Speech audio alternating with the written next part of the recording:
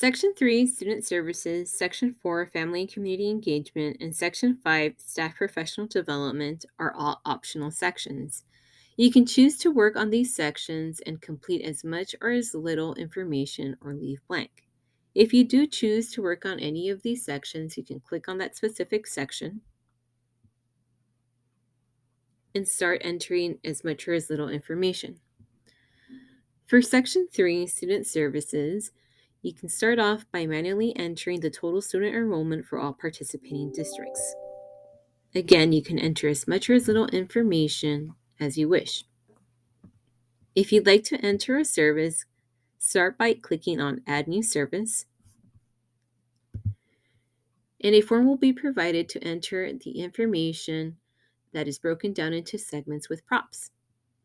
The first segment, you can enter or choose a service type, a service name, and a brief description.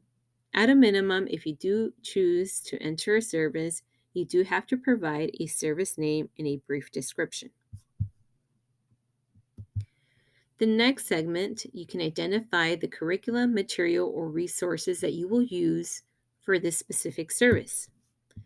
There is a list of approved curriculum, but if there is a curriculum that is not listed in the approved list, you can click on the Other checkbox. Click on Add Other and Reason, where you'll be able to enter a curriculum that is not on the approved curriculum list. If you click on Other Title, you can enter the title of the curriculum and then enter a reason for adopting that other curriculum, and then click Save. The information entered will be saved for curriculum. When will the service be provided? If you choose to share when the service will be provided, you can select if the service will be implemented in sessions or if the service will not be session-based. If the service will be implemented in sessions, you have the option to select the years that the service will be implemented, and it will enable the fields to enter information such as the service start date and service end date, the number of sessions, the average number of minutes per session, and the average number of recipients per session. Again, you can enter as much or as little information as you wish.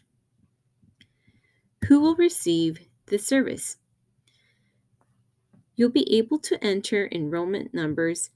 You'll be able to enter percentage of participating in the service based on the total student enrollment that was provided at the top of the page.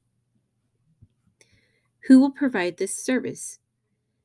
You can select if school staff, an external agency, or both will be providing the service.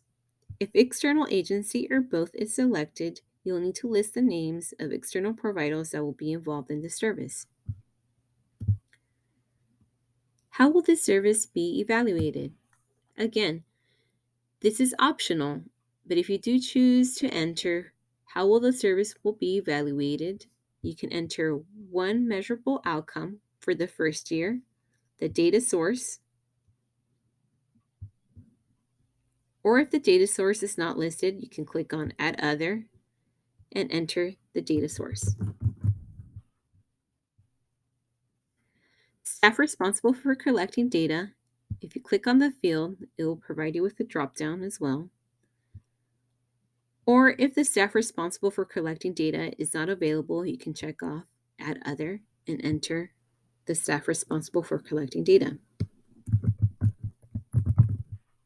And click Add. Data collection frequency. You can enter the data collection frequency for this service. Once all of the information has been entered, you can go ahead and click on Save Service Entry. Once the service entry is saved, it will populate a service title, the service type, and you can come back and edit if needed or delete if you wish. If you choose, you can also enter the estimated minimum percentage of students that will be reached for the services that will be provided. Once you've entered the information, or if you choose not to enter any of the information for this optional section, you can click on Validate or lock section. If you wish to continue and save the information, click Save and Continue to work on the rest of the application, or back to Overview, which will take you back to the overview of the application. The same can be done for the other sections that are optional.